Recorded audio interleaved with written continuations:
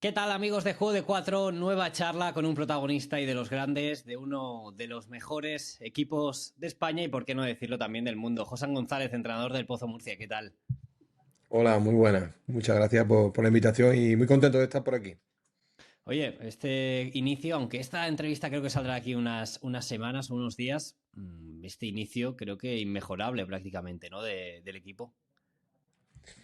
Bueno, la verdad es que tenemos la laguna de ese primer partido en casa, sobre todo Mm. iniciando la temporada contra en nuestra casa, perdón, con nuestra afición. En un año donde además es muy claro el eslogan de volver a creer, bueno, pues la verdad es que ese día fue un día bastante difícil de digerir, pero es verdad que ahora a partir de ahí, bueno, pues estamos encadenando los resultados con bastante solvencia a nivel de juego, más allá de los resultados. Y bueno, hay que mantener que es la parte más complicada sin lugar a dudas. Como te he dicho también a ti, también quiero remarcar para la gente que nos esté viendo, quiero hacer una parte también de actualidad y una parte hablando de aquel Pozo B, que es uno de los vídeos que está en el canal, de aquel filial que ganó esa segunda división.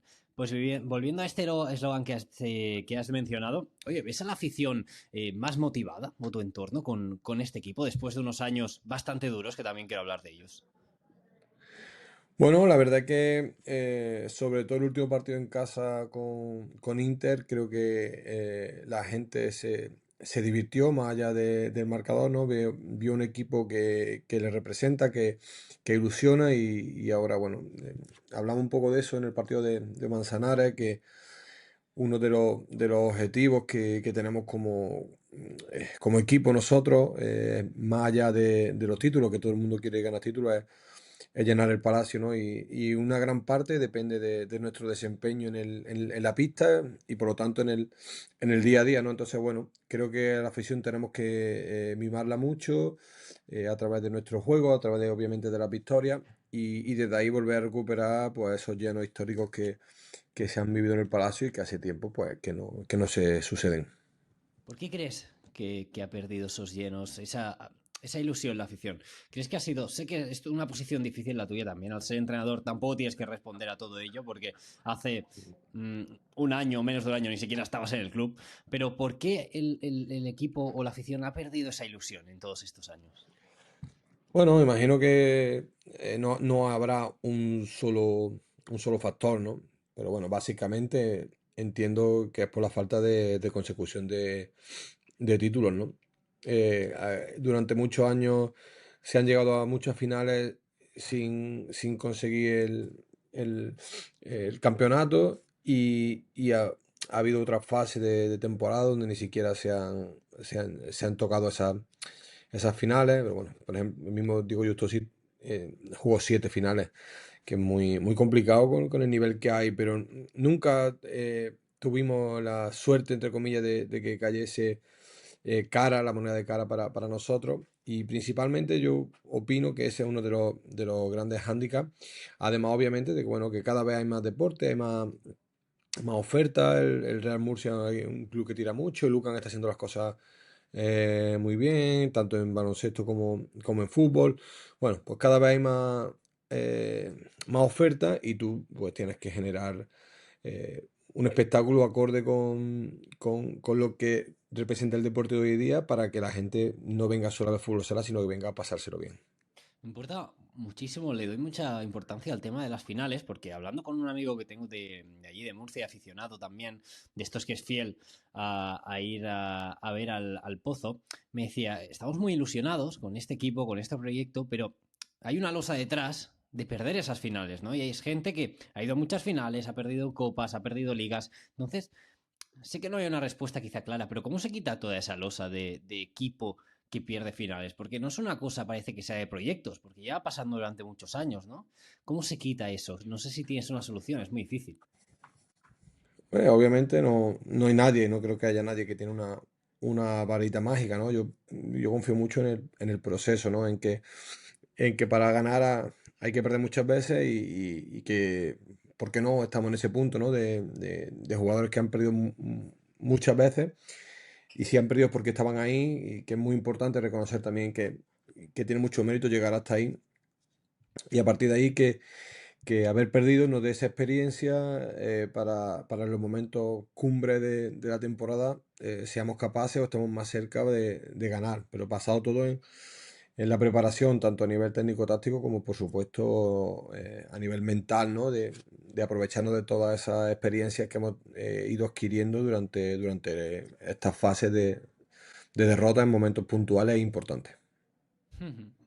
Nos vamos a una etapa un poco más feliz, ahora volveremos para enlazarlo un poco, que es esa etapa que hablábamos, ¿no? Tú eres el autor de ese filial del Pozo que consiguió 2 victorias, 2 títulos ligueros en la segunda división.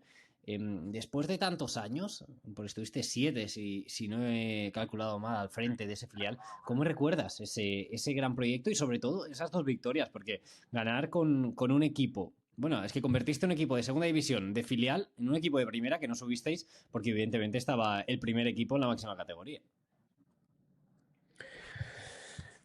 Bueno, primero decir que soy el autor sería falta la verdad, ¿no? Porque yo era el entrenador, pero aquí había un proyecto de club, una cosa en la que Duda confiaba muchísimo y era en la formación, ¿no? Y en crear estos jugadores, que es una cosa muy difícil, que cada vez la gente hace menos porque, bueno, al final estás plantando un árbol que no va a ver crecer, ¿no? No te va a dar sombra. Entonces, cuando tú entiendes que la vida es para eso, no para plantar árboles, que no te van a dar sombra, entendiste todo. Entonces, vamos a empezar por esa parte, ¿no? Que es Ujú. un proceso de muchos años y yo tuve la suerte de dirigir aquellos 2 proyectos. Y lo recuerdo con mucho cariño, una etapa inolvidable de mi vida, ¿no? Ver las fotos de los 2 años y ver tantísimos jugadores que, bueno, pues hoy están en primera, en segunda. Los que no son jugadores profesionales, pues hay algunos que son médicos, o sea, dan mucho orgullo, ¿no? Ese trabajo y reencontrarte con los jugadores, las conversaciones que seguimos manteniendo a pesar de que ya han pasado muchos años, porque eso fue la primera, creo que fue la 14-15. Imagínate, vamos ya más de 10 años de la primera liga. Y para mí, ya te digo, una etapa inolvidable a nivel de jugadores, a nivel de staff, también del cuerpo técnico de la base. Una simbiosis perfecta para que se consiguiera algo que, bueno, que era muy, muy difícil. El primer filial hizo historia al ganar la primera liga que ganaba un filial y en medio, además fue una etapa donde el Barça B También. ganó la liga de en medio y nosotros volvimos a ganar. Por lo tanto, son años muy bonitos, la verdad. Ujú. Antes hablábamos, ¿no? Porque con José de Game of Futsal, una persona que sigue mucho más la segunda división que yo, hicimos un vídeo hablando de esos jugadores y ya cuando preparando el vídeo yo le decía a José, perdón, yo conozco a algunos jugadores, pero hay muchos que yo soy joven y no los conozco y él tampoco los recordaba. ¿Si hay algún jugador de esos que quizá no son tan conocidos o que no han llegado a tanto que tú digas, este era un jugador especial y por las situaciones de la vida no ha podido llegar? O quizá no está en la categoría que podría estar. Mira, me he impreso las 2 fotos porque no quería que se me olvidase nadie. Y echando un vistazo aquí, pues tenemos a Antonio Cámara, que ahora está jugando en tercera en el equipo de Paulo Roberto, Ujú. que es el médico, ¿no? Que te decía, este chico es trauma. Y me acuerdo perfectamente que hasta le quité la carrera, el viaje de fin de curso, no lo dejé ir al viaje de fin de carrera. Y era el capitán toda la vida de todas las bases y es un chico que, bueno, pues me da, a pesar de que para mí hizo lo más importante, que es el tema de estudiar, siempre lo compaginó y fue un ejemplo para todo. Veo por aquí también a Loren, que era el segundo portero, tercer portero, primer portero. El primer año tuvimos muchos problemas de lesión en la portería. Chemi venía del Cruzado. Y bueno, Loren jugó en primera en Jumilla, que es su pueblo. Y bueno, ahí lo trajimos para acá. Hay un chico excepcional que la verdad que se merecía haber estado más años de profesional. También optó por otro camino, está ayudando a gente en su pueblo y la verdad que un tipo genial también. Y, y el último de esa etapa, podríamos decir, que también jugó en Noya y en Cartagena, que es Rodri, que ahora hoy por hoy es el entrenador del segundo equipo de Jimmy Cartagena, ¿no? Y un chico que tenía muchísimo talento, mucha calma, pero bueno, las lesiones le impidieron, bueno, quizá hoy por hoy pues haber sido un jugador que fuese determinante y hoy por hoy, pues ya te digo, Duda lo tiene en su organigrama y es un tío de club que está muy vinculado. Serían, a grosso modo, los tres que, bueno, se quedaron un poco en el camino. También hay un portero, Pablo Carbonero, que es fisio y está trabajando con nosotros en el filial. Se ha quedado vinculado también un poco a la estructura del Pozo. Que eran muchos jugadores. Hablamos solo de los que estaban en el primer equipo, porque, como siempre, nos ayudaban muchísimos juveniles. Hablo del primer equipo, obviamente, de segunda división. Así que, bueno, a grosso modo, esos serían los tres o cuatro que al final, pues por diferentes circunstancias, cogieron otro camino y disfrutaron de la vida de otra manera. Ujú. Que aún así hay muchos que han llegado, que no siempre ocurre eso, ¿no? Uf, Que muchas veces hay, si gente. cogemos según qué filiales de según qué años, quizá hay un jugador en primera, no hay ninguno. ¿No? Ya digo de Pozo como de Barça también. Sí, no, no, nosotros tenemos la suerte que no sé cuánto, pero muchísimo. O sea, no sé, entre primera y segunda, o sea, prácticamente todo, o jugando, estoy viendo a Mateu, que el primer año estaba con nosotros en el filial, Ujú, sí. que está jugando en Italia. Habrá muchísimos jugadores. Ah, mira, tenemos ahí también, que se me olvidaba de la otra etapa también, Josema, que jugó en el Elche también en primera, y ahora enfermero en el hospital y podólogo. O sea, que la Ujú, gente ha aprovechado bien el tiempo, algunos, porque teníamos la suerte de contar con las becas de la universidad, de la UCAM, y jugamos Campeonato de España universitario también, que lo pasamos muy bien también y además que conseguimos varios títulos. Y José es uno de esos chicos que a través de la UCAM ha conseguido formarse para hoy en día pues tener esos dos puestos de trabajo también relacionados o a través, más que relacionados, con el fútbol sala. Oye, te hago la pregunta a la inversa ahora. ¿Había algún jugador que dijeses, este va a llegar sí o sí, ha llegado? Uf, yo es que los quiero mucho, entonces para mí, o sea, yo creía que tenía un equipo pensaba en aquel momento que tenía un equipo con muchísimo talento y es más, yo hablaba con ellos, antes de llegar yo había un filial que era Juanpi, Bebe, Franklin y yo les decía a ellos, no, vosotros sois los Juanpi, Bebe, Franklin del futuro. Todavía no lo veis, pero sois los jugadores jóvenes que en el futuro van a dominar la Liga Española. Oye, y hablando un poco más de actualidad, el Pozo, bueno, el filial, está en la segunda división B, el Barça Athletic suele competir por la parte baja. ¿Crees, como mucha gente dice, que hay menos calidad en España de la gente joven? Sería un melón complicado. Es posible que se esté bajando un poco, pero creo que no solo en España, ¿no? Sino que al final, bueno, las tendencias están cambiando y cuando antes estos niños vivían en la calle y sin teléfonos móviles, hoy en día pues todo el mundo está vinculado, atado literalmente a una pantalla. Esto implica que te desarrolles más tarde a nivel motriz o que tengas que hacerlo con profesionales directamente. Claro. Porque lo que antes tú hacías en la calle, de saltar a los bancos, de saltar a los colegios para jugar, en fin, este tipo de cosas han desaparecido por completo. Entonces creo que es algo, un mal endémico y no solo de España. También creo que la segunda división se está poniendo muy dura también, ¿no? O sea, es una competición muy complicada y que también hay que acertar con los grupos de gente joven. Creo que no hay un solo camino, ¿no? O una sola respuesta, más bien en este caso, para decir por qué ahora el filial del Pozo, bueno, pues está sufriendo más que otro año, o el filial del Barça, pues está luchando por no descender. Creo que son etapas y creo que la gente joven cada vez más va a tener dificultad a la hora sobre todo a la hora de desenvolverse motrizmente, porque, bueno, ya te digo, estamos atados a la pantalla.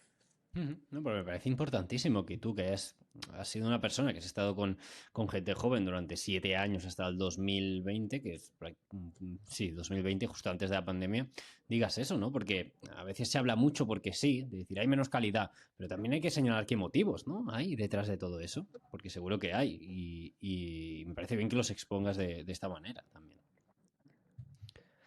Otra pregunta que te quería hacer es que es sobre toda esta generación. Es una pregunta que seguramente tampoco te iría a ti, pero no sé si te duele ver que de toda esa generación, en el primer equipo del Pozo, prácticamente no haya nadie. Al final es solo Ricardo Mayor de esa segunda generación. Bueno, son no, Ricardo y Ale García ahora mismo, ¿no? Sí, claro. Bueno, son circunstancias. Ha habido jugadores que han estado muchos años, Alberto, Fernán, Chemi en su momento pues salió, Darío decidió ir a Cartagena. Bueno, son circunstancias. Al final yo creo que hace parte también de la vida, de que cada uno tenga que buscarse su habichuela donde considere oportuno. Pero no, no me duele especialmente. La verdad que eh, mientras ellos disfruten de lo que hacen, que lo Mm. hagan donde sean felices, que al final de lo que se trata, y nosotros, bueno, pues también mirarnos para adentro, porque ahora no están aquí con nosotros y están triunfando en otros sitios y simplemente siempre tener esa visión, ¿no? de querer mejorar en todos los aspectos y este es uno de ellos, ¿no? Si consideramos en este momento que hay jugadores que podrían estar con nosotros, bueno, pensar por qué no están, en qué momento se decidió y valorarlo para el futuro, ¿no? Y no hay que darle mucha más vuelta ni mucha más importancia, ¿no? Pero es importante que haya sentimiento de pertenencia, que la gente sepa lo que cuesta estar aquí, que no es fácil llevar una camiseta como la del Pozo y que no es para cualquiera. Acabas 2020, acabas tu etapa en ese filial, son 7 años. Tras tus éxitos, ¿tú te esperabas, sí que es verdad que estaba Diego en ese momento como entrenador del primer equipo, ¿tú te esperabas tener quizá una oportunidad de subir como primer entrenador? A ver, yo creo que uno siempre tiene ese run run en la cabeza, ¿no? Y no es un sueño, que es muy diferente, ¿no? La gente, no, estás cumpliendo un sueño. Nunca, pero es que ni siquiera tiene nunca el sueño de ser entrenador, sino simplemente pues he ido disfrutando siempre de lo que hago, que me encanta el fútbol sala. Y bueno, obviamente uno tiene el run run, ¿no? De que algún día pues, te puede tocar a ti, ¿no? Porque, bueno, conoces el club, conoces la estructura, has trabajado con Duda un montón de años, has trabajado con Justosi, conoces a los managers, conoces a todo el mundo. Y uno lo piensa, pero nunca me ha obsesionado y jamás he deseado nada malo para el Pozo cuando no he estado para ver si me tocaba a mí. Todo lo contrario. Me Ujú. ha dolido cada final como si estuviese en el banquillo y estuviese detrás de la portería esperando que nos den la medalla de plata. Cada final que se ha perdido me ha dolido muchísimo y cada momento de alegría pues me ha llenado de satisfacción, ¿no? Porque al final yo, más allá de todo, me siento que soy del Pozo por encima de todas las cosas. Cuando marchas, que tu siguiente paso es Córdoba, ¿es una decisión tuya personal? ¿Es también de club? ¿Es consensuada? ¿Creías que necesitabas también salir y entrenar en primera división? Claro. Mira, yo había tenido varias conversaciones con Diego, justo así, para intentar, a mí me hubiera gustado ser segundo siempre, o sea, una etapa de ser segundo entrenador. No, me considero una persona que no tiene ningún tipo de ego, que no necesita ningún tipo de reconocimiento, pero él pensó siempre que yo era entrenador, que yo tenía que ser entrenador. Y entonces, con ese pensamiento de él, que es correcto obviamente también, y la oportunidad de dirigir en primera por primera vez y hacerme cargo de un proyecto completo, de toda la estructura, bueno, pues fue una decisión, la verdad que muy, muy fácil, sin meditar con nadie, más allá de en mi casa, con mi mujer, decía, bueno, pues hay esto, estamos a domingo, el miércoles nos tenemos que ir, ¿qué hacemos? ¿Sabes? Y bueno, pues prácticamente fue una decisión tomada en minutos. Al día siguiente por la tarde estaba despidiéndome de mi amigo y a los 2 días estaba viajando para hacerme cargo de Córdoba. Es más, eh, cuando yo viajo a Córdoba, la semana siguiente no había liga, era la Copa de España. Y yo esa copa todavía tengo hasta la habitación de hotel con el pozo, estaba todavía con el pozo y bueno, doy ahí una pequeña mano en esa copa de Málaga pre-pandemia. ¿Cómo fue esa primera temporada en primera? ¿Notaste diferencia de tantos años al final estar con gente joven a cambiar? Ah, mira, la primera temporada es que no llegué a dirigir porque fue justo la pandemia y bueno, había Mm, ahí el ruido de no saber quién iba a bajar, cómo se iba a hacer, porque bueno, ya hay un momento que ya se entiende que no se va a poder jugar mm, y el Córdoba además había estado fuera del descenso toda la temporada, por lo que se entendía que no, si hubiese descenso, el Córdoba no iba a ser. Y ahí llega la primera parte como entrenador nueva para mí de tener que hacer los fichajes para el equipo de primera. Ah, pero bueno, lo había hecho ya con los chicos jóvenes aquí. Soy muy claro para hablar con la gente. Bueno, fue cuando hablé con Jesulito por teléfono, hablé con Alberto Saura, en fin.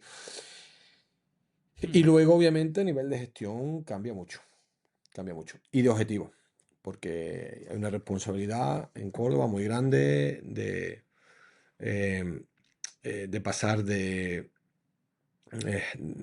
poder descender a mantener el equipo como hasta ahora desde que subió, creo que era séptima o octava temporada consecutiva en primera, un equipo que tiene 11 12 años de historia, 12 para ser exacto, Mm. porque justo Córdoba se crea el año que yo me vengo a trabajar a Murcia, y hay mucha diferencia a la hora de la gestión. Pero bueno, la gente me tenía mucho, mucho respeto, yo siempre he sentido eso, ¿no? Que me tenían mucho respeto, pues, supongo que por haber estado aquí, bueno, al final hay un momento que yo ya paso de ser solo segundo entrenador aquí a ser segundo, perdón, de ser entrenador del segundo equipo, paso a ser también segundo entrenador del primer equipo en 2017 y ahí, pues bueno, pues al final tienes un respeto ya previo, ¿no? Que ahora tú tienes que mantener y ganarte. Entonces, bueno, pues fue una etapa increíble de mi vida, también la de Córdoba, en ese aspecto a nivel de grupal, de cohesionar grupos de trabajo, de staff, también el- los grupos de la pista con mucha singularidad de jugadores, incluyendo el fichaje estrella de Miguelín, ¿no? Bueno, pues la verdad Mm. que una experiencia que me aportó muchísimo y que además me ratificó en mi pensamiento de que estoy preparado perfectamente para dirigir ese tipo de proyectos y este tipo de proyectos. ¿Te esperabas el año pasado la llamada del Pozo? Sinceramente no, no, o sea, además porque empezaron la liga como un tiro y venían de jugar dos finales, ¿no? La final de la liga, la final de la Copa que se le escapa por 6 segundos. Y en ningún momento yo estaba feliz en Tailandia. De hecho, algún día volveré a vivir en Tailandia. Dejé muchos amigos, dejé un proyecto muy bonito y en ningún momento esperaba esa llamada. Pero bueno, ya cuando empieza el run run, pues bueno, sí, parece que va a estar entre los candidatos, que hay dos o tres personas, pero yo me vuelvo, estoy de vacaciones y me vuelvo a Tailandia un sábado. Me acuerdo perfectamente porque estaba viendo el último partido de la primera vuelta en el aeropuerto. Y me vuelvo y a los 5 días me tengo que volver otra vez para España. Pero bueno, la verdad que el año pasado no, en ningún momento, ¿no? Porque, como te decía antes, yo me considero que soy del Pozo y me hubiese gustado que el día que me toque sea por una decisión de que toca cambiar, no porque las cosas vayan mal. No, no le deseo jamás, nunca que, ni al Pozo ni a nadie. Me empatizo mucho, ¿no? con los entrenadores que las cosas no salen porque bueno, hay veces que a ti tampoco te salen las cosas y sé lo difícil que es, ¿no? Lo mal que se pasa, pero hace parte, ya está. Pero bueno, ese es el resumen. Ahora volveremos al Pozo, pero antes, porque me interesa bastante el fútbol sala internacional porque prácticamente no sabemos nada. ¿Cómo es en Tailandia? Bueno, pues Tailandia para mí dentro de Asia es una potencia emergente, ¿no? en el sudeste asiático ha sido un equipo a nivel nacional, internacional, perdón, súper consolidado, ¿no? Ahora Indonesia, de la mano de otro entrenador español, Héctor Souto, está haciéndolo muy bien y él ya, por ejemplo, el año pasado, en la última competición que se jugó, Tailandia solía ir con un equipo B y ganar. Y el año pasado ya Indonesia le ganó, ¿no? Una liga regular, sin playoff. El tema de la base es muy curioso porque no hay competiciones como tal, ¿no? Estructuradas por la federación, sino que los colegios organizan, generan su propio entrenamiento. Mm, Tiene mucho trabajo, tiene potencial, pero tiene mucho trabajo. Pero como en todos los sitios, vamos a llamarlo medios, ¿no? Necesitan medios, ¿no? Para progresar. Bueno, mi objetivo ahí era quedarme sin trabajo. Eso es lo más importante para mí, cuando un entrenador extranjero llega a un país nuevo, su trabajo tiene que ser quedarse sin trabajo. O sea, formar lo máximo posible a todas las personas que te rodean, dejar un legado para que tú puedas irte tranquilo y decir, no, esto ya va de la mano. Un trabajo, por eso, inconcluido. Estuve este verano unos días, espero ir el verano que viene y bueno, seguir aportando mi granito de arena para el desarrollo del fútbol sala en Tailandia, sobre todo de la empresa que me abrió las puertas, que fue Imanes. ¿Crees que, bueno, es muy difícil de predecir, ¿eh? Pero crees que tiene una progresión para poder conseguir ser una selección de buen nivel en unos años? Quizá en décadas, claro. Bueno, hoy por hoy, para ellos jugar un mundial y es eh, persistentemente, no digamos, ¿no? Es que es un equipo que no es una noticia que está en un mundial, sino que, bueno, normalmente son asiduos. Bueno, tiene un límite que por diferentes circunstancias va a ser muy difícil de superar, por cultura, por físico, bueno, al final, si tuvieran a 12 Miuras como Mohamed, pues seguramente harían más ruido todavía, pero su físico no es ese, su alimentación no es esa, entonces es muy difícil, ¿no?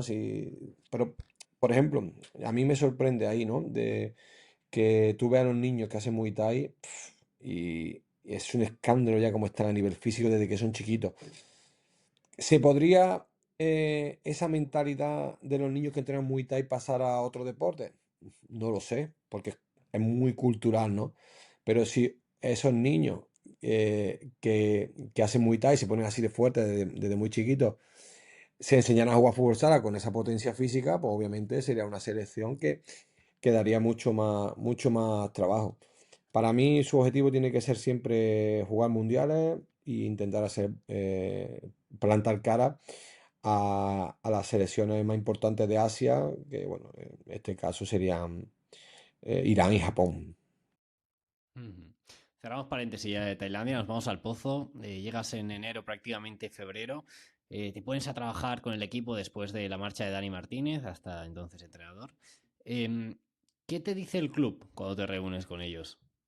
Bueno, no, la verdad que no hay una reunión como tal, sino simplemente, bueno, yo ya había hablado con Vinicius, que estaba de segundo entrenador, un poco de cómo estaba toda eh, la atmósfera, ¿no? del vestuario y había hablado con Fran un poco, ¿no? Bueno, de lo que, de lo que se sentía, ¿no? En ese momento. Y aquí o sea, había un objetivo muy claro que era reflotar el equipo e intentar llegar lo más lejos posible en todas las competiciones, ¿no? Y desde ahí, pues bueno, nos pusimos a trabajar, sobre todo a recuperarlo. En lo que puse el foco fue a nivel mental, porque para mí, en mi opinión, eh, los momentos de forma no te definen, no es quién eres como jugador, y estaba claro que había mucho más equipo del juego que estaban desplegando los jugadores.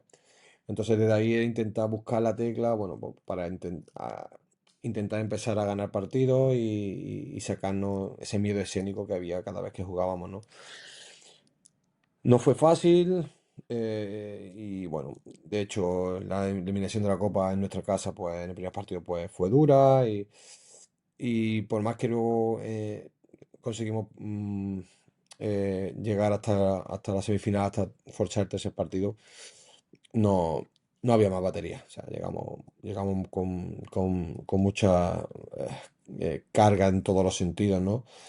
Y con muchos jugadores con muchos problemas físicos, de lesiones, bueno, por diferentes motivos, ¿no? O sea, que no quiero que parezca que estoy diciendo que la responsabilidad de Harrison, preparador físico, que Harrison hizo un trabajo excelente. Estoy muy contento con haber coincidido con él aquí. Quiero que eso quede clarísimo, pero bueno, la confesión de la plantilla, la edad de los jugadores, la acumulación de los partidos, venir del Mundial. Hay un batiburrillo de circunstancias que hacen que al final el equipo pues no tenga fuerza y acabemos sufriendo ese partido duro y feo del 5-0 en la eliminación de la semifinal de la liga. Tú eres, como has dicho, aficionado del club y entonces entiendo que tendrás amigos que también son aficionados. ¿Tú le preguntas a tus amigos o a la parte de la afición sobre cómo se siente? Porque habría un momento allí donde era todo muy negativo. ¿Tú preguntas también a la afición o tienes contacto con ellos o prefieres aislarte de eso? Ni para lo bueno ni para lo malo. O sea, yo sé cuál es mi trabajo. eh, Y bueno, ya justo antes de venir para acá, cuando empezó el run run, me desinstalé Twitter o X, llamémoslo X, en este caso, porque no me interesa el ruido alrededor ni cuando las cosas van bien, que parece que eres el mejor, ni cuando las cosas van mal, que parece que eres el peor. Entonces, yo tengo la conciencia tranquila que voy a intentar hacer siempre lo mejor que pueda para sacar el club adelante. Me voy a equivocar porque si dijera lo contrario estaría mintiendo. Y lo entiendo como una cosa normal, igual que un jugador falla un gol, porque un entrenador toma una decisión equivocada, o incluso que el club se equivoque en algún fichaje, pues bueno, pues obviamente forma parte del circo en el que estamos metidos y sinceramente la opinión que a mí me importa es la de la gente que trabaja conmigo. Y no quiero decir esto que la gente de fuera no lo diga para mejorar o para intentar ayudar. Pero si tú escuchas a todo el mundo, es muy difícil porque te vas condicionando, te vas volviendo loco la cabeza. Y entonces, ya te digo, preferí directamente aislarme de todo el tema de redes sociales y no leer nada, ni bueno ni malo, ni siquiera periódicos, nada. Trabajar y que el trabajo al final paga. Entendías de la misma forma, entiendo también todas esas críticas que tenía la afición hacia la directiva, ¿no? Simplemente eran opiniones aisladas de cada uno. Bueno, cada uno puede tener la opinión de ella, de cada uno, y como dice, ¿no? Que el público es soberano y decide, lo que sí opino que es mucho desconocimiento. Ah, para mí, hasta ahora, que estoy dentro en este cargo, había mucho desconocimiento. Pero eso tampoco es una cosa que, si el club no quiere exponerlo, tenga que entre los que exponerlo. Yo te digo que la directiva hace un trabajo increíble. Se vacía por intentar poner el club en donde merece, pero que no es tan fácil hacer las cosas como uno se piensa sentado en su ordenador o en su teléfono móvil escribiendo sus consejos o sus cosas para intentar que el club vaya mejor. No, no, ese, ¿cuál es tu posición? Ojalá traer aquí un día a Quique, por ejemplo, ¿no? Que me pudiese explicar todo aquello del club y todas esas. No responder a críticas, simplemente, pues, a veces desde fuera no tenemos conocimiento de lo que hay dentro y seguramente que mucha afición del Pozo le pase lo mismo. Volviendo un poquito a ese final y ya vamos acabando. Oye, después de caer en Cartagena, derrota dura, aunque creo que el partido de cuartos contra Peñíscola, la eliminatoria es buena, los partidos contra Cartagena son buenos, menos ese último que has comentado. ¿Creías que ibas a seguir? ¿No tenías tampoco ninguna seguridad? A ver, yo tenía un año más de contrato, pero obviamente siempre tienes el run run de que si las cosas no van bien y te elimina Peñíscola, has quedado octavo en liga, pues puedes saltar, ¿no? Pero igual, eso también es una cosa esa etapa de mi vida, también ese miedo a que te echen, lo pasé en Córdoba la primera temporada Y tengo una anécdota que íbamos muy mal en liga. Habíamos perdido, empezamos perdiendo en casa con Tudela, me parece, empatamos con Antequera, perdimos con Burela en casa, se puso la liga fea. Y un día hablaba yo, es un poco, ¿no? Con mi mujer en mi casa, está la cosa que veremos a ver, veremos a ver. Y me llamó un día el presidente y me dijo, oye, que yo no te voy a echar. O sea, que te quedes tranquilo. Y es más, tengo una casa en el campo, en el Guijo, toma las llaves y vete a pasar el fin de semana con tu mujer y tal. Y desde ese día perdí totalmente el miedo a que me echen. Por lo mismo, vuelvo a que me puedo equivocar y puedo perder partidos y puedo estar aquí y que no salgan las cosas, pero me voy a ir siempre con la conciencia de haber intentado hacer lo mejor que podía, lo mejor que sabía, sabiendo que cada día tengo que ser mejor y el día que pues, decidan que no soy yo el encargado, pues muchas gracias por la oportunidad de vivir esto en primera persona y un hincha más, como soy ahora de Córdoba, pues un hincha más del Pozo en ese caso y ya está. Y a partir de ahí, bueno, pues cuando nos volvimos a reunir, lo que hablamos fue de ampliar un año más de contrato en vez de salir, como tú dices. Es verdad, José, eso de que los entrenadores los sois las 24 horas. Es de los que está todo el día pensando en el equipo, en fútbol sala. 25 hasta durmiendo. Hay veces que, ahora me pasa menos, pero hay veces que soñaba, eh, mira, había un pivo en Antequera que se llama Miguel Fernández y cuando jugábamos con él con el filial, porque era un tipo muy grande y que era muy difícil defenderlo, y por las noches parece ser que yo decía Miguel, Miguel, Miguel, y estaba pensando en cómo defender a Miguel Fernández en aquellos años contra la UMA. Nada, imposible. O sea, para mí, imposible. Y una cosa que trabajando con los psicólogos he ido aprendiendo, ¿no? A volver a dirigir mi pensamiento, ¿no? Porque te despiertas por las noches y tú te duermes tan tranquilo y te despiertas y tu cabeza está pensando en los cambios que has hecho, en cómo vas a afrontar la semana, en por qué, pero, o sea, autónoma. Ella sigue. Y desde ahí tienes que reconducirte, trabajar, en focalizarte en tu respiración para poder seguir durmiendo y dejar la cabeza. Déjame que esté intentando dormir. Nada, 25 horas al día, por lo menos en mi caso. Claro, también los entrenadores siempre hablamos de la parte psicológica de los jugadores, que es importantísima. Los entrenadores igual, si no volveríais locos también. No, para mí, estos dos filiales tenían en común una psicóloga que se llamaba Eva, que nos ayudó muchísimo en todos los ámbitos de la vida, no solamente a nivel de rendimiento, porque tú date cuenta que estos eran niños que venían aquí con 17, 18 años, empezaban a vivir solos, era la mili de entonces, ¿no? A salir hasta lejos de sus padres, a tener que cocinarse, en fin, una serie de cosas que eran complicadas para esa edad. Y yo empecé a trabajar con un psicólogo para mí en esa etapa de Córdoba que iba mal la cosa y es que no podía dormir. Mira, o sea, me costaba muchísimo trabajo dormir, pero por eso, ¿no? Porque me venían esos pensamientos intrusivos y ¿por qué habré hecho este cambio? ¿Por qué habré puesto esto otra vez si estoy viendo que... Y siempre pensando, porque para mí una de las cosas que es clave tanto en los grupos de jugadores como de staff es el dedo que señala. Entonces, el dedo que señala, yo siempre lo tengo para mí. O sea, ¿qué puedo hacer yo para hacer mejor al equipo? ¿Qué puedo hacer yo? Entonces, eso por la noche, cuando te acuestas y te ataca y no te deja descansar, porque ¿qué puedo hacer yo? Entonces, desde ahí, pues bueno, en la primera etapa era Nacho Osuna, el psicólogo que me atendía a nivel personal, que luego estuvo además en el club y la verdad que estoy muy, muy agradecido a él. Tenemos además una relación ya de amistad y yo, vamos, recomiendo a todo el mundo cuanto antes ponerse a trabajar con un especialista porque lo que aprendí en estos años de la psicología es que como cuando tú la preparación física la usas para prevenir lesiones, la psicología hay que usarla antes de tener el problema, no una vez que tienes el problema, porque una vez que tienes el problema se puede atajar, pero ya vas tarde.